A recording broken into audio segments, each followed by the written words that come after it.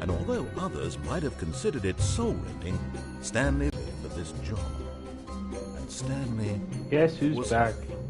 Back again. This time I can talk back. And then one day, something very I'm not your peculiar friend. happened. Something that would forever change Stanlee. Something he would never quite forget.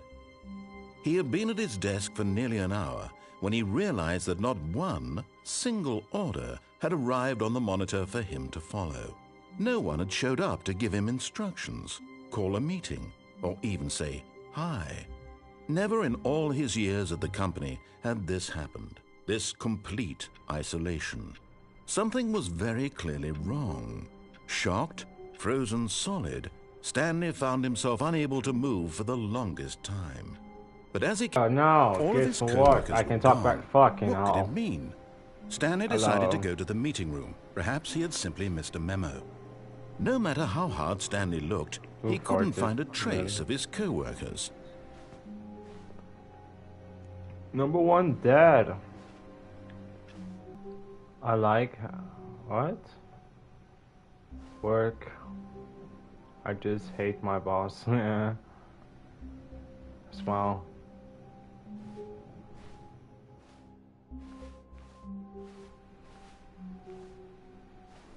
I gotta go through there somehow.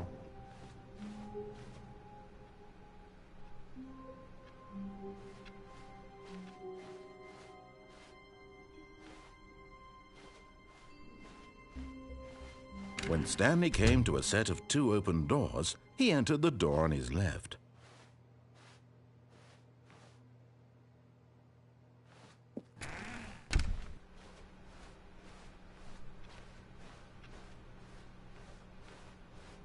Yet there was not a single person here either. Feeling a wave of disbelief, Stanlee decided to go up to his boss's office, hoping he might find an answer there. Boss's office. Stanlee stepped into the broom closet, but there was nothing here, so he turned around and got back on track.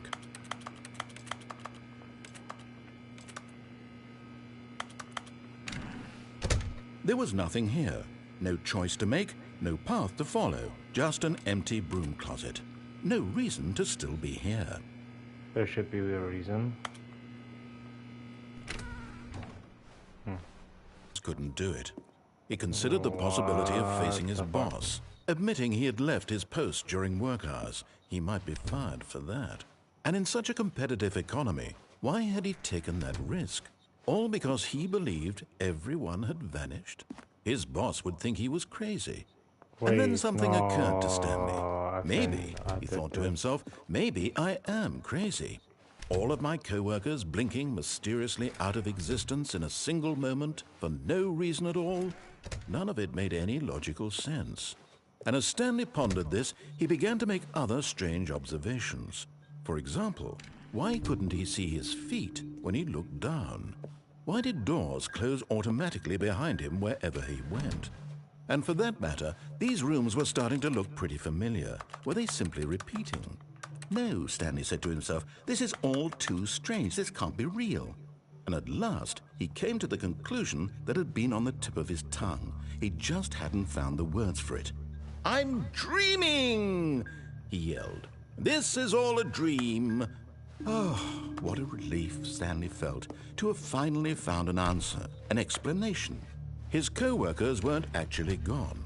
He wasn't going to lose his job. He wasn't crazy after all. And he thought to himself, I suppose I'll wake up soon. I'll have to go back to my boring real-life job pushing buttons. I may as well enjoy this while I'm still lucid. So, he imagined himself flying. A big question of them all entered Stanley's head.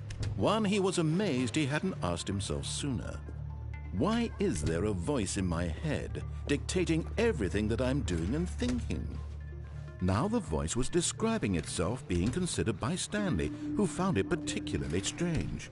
I'm dreaming about a voice describing me, thinking about how it's describing my thoughts, he thought. And while he thought it all very odd and wondered if this voice spoke to all people in their dreams, the truth was that, of course, this was not a dream. How could it be? Was Stanlee simply deceiving himself? believing that if he's asleep, he doesn't have to take responsibility for himself.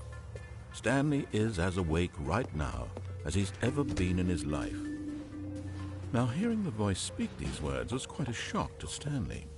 After all, he knew for certain, beyond a doubt, that this was in fact a dream. Did the voice not see him float and make the magical stars just a moment ago? How else would the voice explain all that? This voice was a part of himself too. Surely, if he could just... He would prove it. He would prove that he was in control, that this was a dream. So he closed his eyes gently, and he invited himself to wake up. He felt the cool weight of the blanket on his skin, the press of the mattress on his back, the fresh air of a world outside this one. Let me wake up.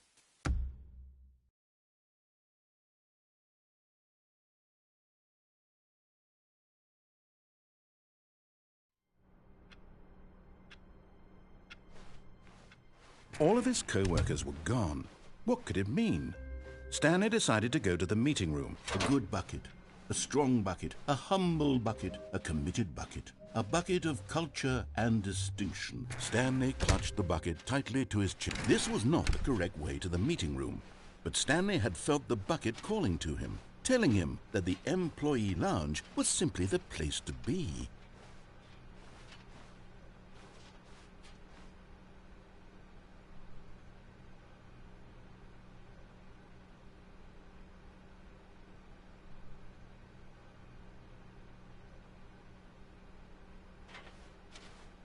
And here it was. Had the bucket turned out to be correct? Was this... No, never mind. The bucket was wrong. Stanley took the door on his left to go back to the meeting room.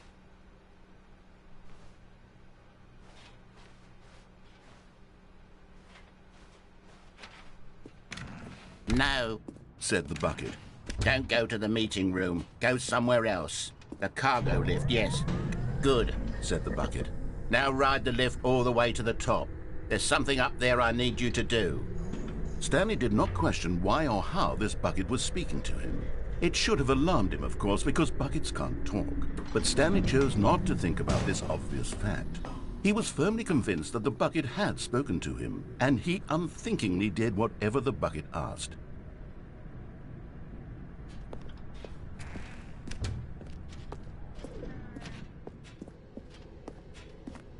No, stop. Look there on the wall. You see, there's a sign right there. It says, "No buckets past this point." Stanley, how could you think it was okay to bring the bucket here? Unless, what if the problem is that you...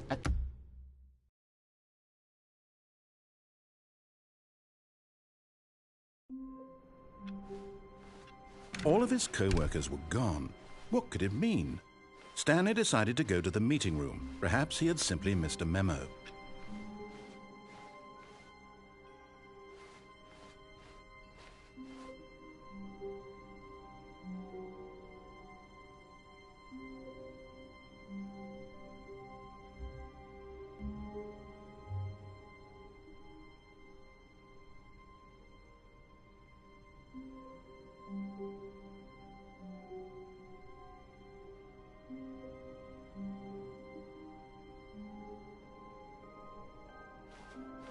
When Stanley came to a set of 2 open doors, this was not the correct way to the meeting room, and Stanley knew it perfectly well.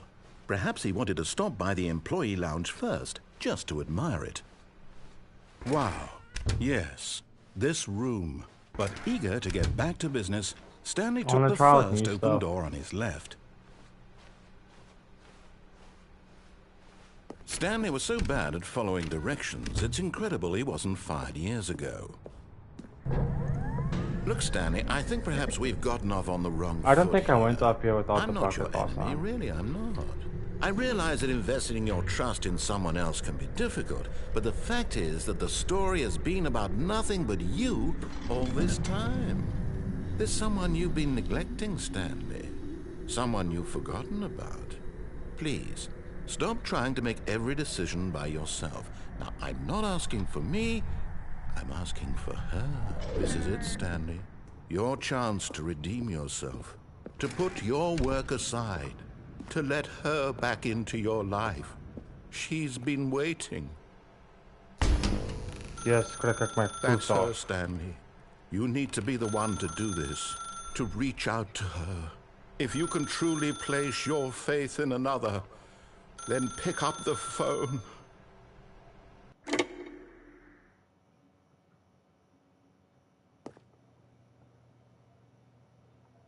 Hello? Oh, Stanley, is that you?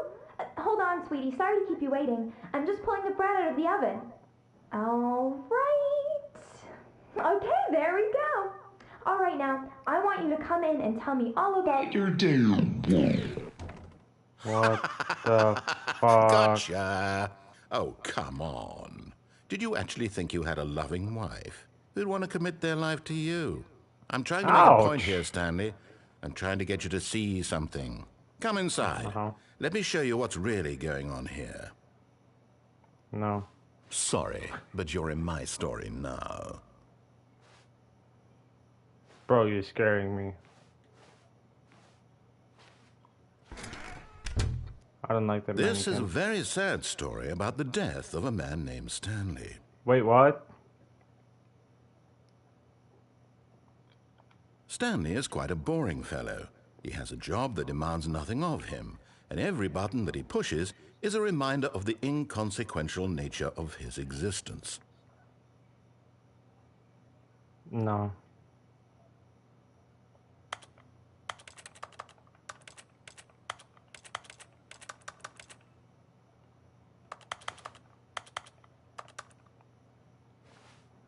Easy work.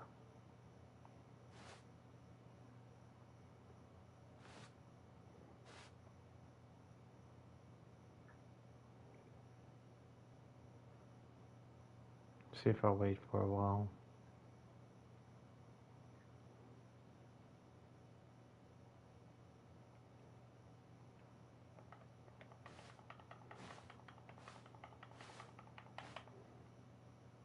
Look at him there, pushing buttons, doing exactly what he's told to do. Now he's pushing a button. Now he's eating lunch. Now he's going home. Now he's coming back to work. One might even feel sorry for him, except that he's chosen this life. But in his mind, in his mind he can go on fantastic adventures. From behind his desk, Stanley dreamed of wild expeditions into the unknown, fantastic discoveries of new lands. It was wonderful, and each day that he returned to work was a reminder that none of it would ever happen to him. And so he began to fantasize about his own job. First, he imagined that one day while at work, he stepped up from his desk to realize that all of his co-workers, his boss, everyone in the building had suddenly vanished off the face of the earth. The thought excited him terribly.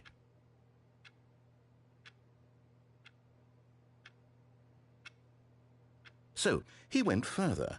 He imagined that he came to two open doors and that he could go through either. At last, choice. It barely even mattered what lay behind each door. The mere thought that his decisions would mean something was almost too wonderful to behold. As he wandered through this fantasy world, he began to fill it with many possible paths and destinations. Down one path lay an enormous round room with monitors and mind controls. And down another was a yellow line that weaved in many directions. And down another was a game with a baby. And he called it the Stanlee Parable. It was such a wonderful fantasy, and so in his head he relived it again, and then again, and again, over and over, wishing beyond hope that it would never end, that he might always feel this free. Surely there's an answer down some new path, mustn't there be? Perhaps if he played just one more time. But there is no answer. How could there possibly be? In reality, all he's doing is pushing the same buttons he always has. Nothing has changed. The longer he spends here, the more invested he gets, the more he forgets which life is the real one. And I'm trying to tell him this, that in this world he can never be anything but an observer, that as long as he remains here, he's slowly killing himself. But he won't listen to me. He won't stop. Here, Watch this. Stanley, the next time the screen asks you to push a button, do not do it.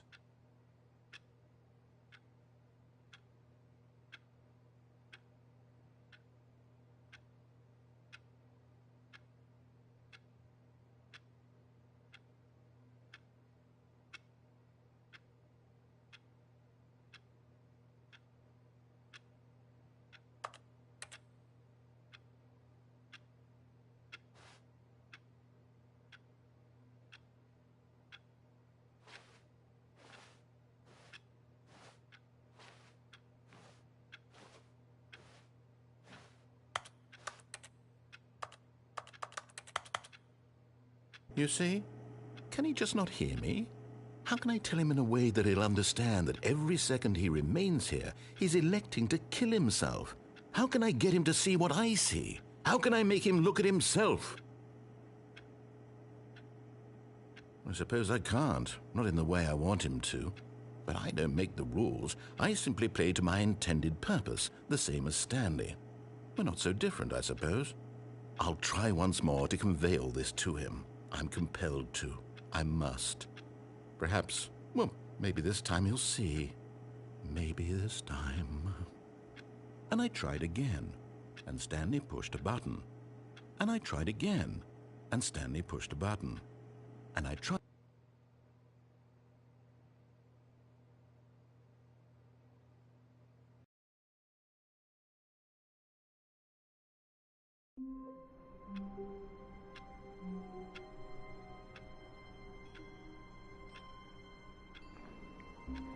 Okay. I regret bringing a mic to this voiceover party. That shit was kind of scary. Jesus. Okay.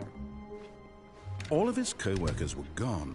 What could it mean? Oh, fuck Stanley you. decided to go to the meeting room. Perhaps he had simply missed a memo. No matter how hard Stanley looked, he couldn't find a trace of his co-workers. Oh god, I upload chain again. Okay, I'm gonna have to jump off and I'll check you guys if I can stay awake at 12 only.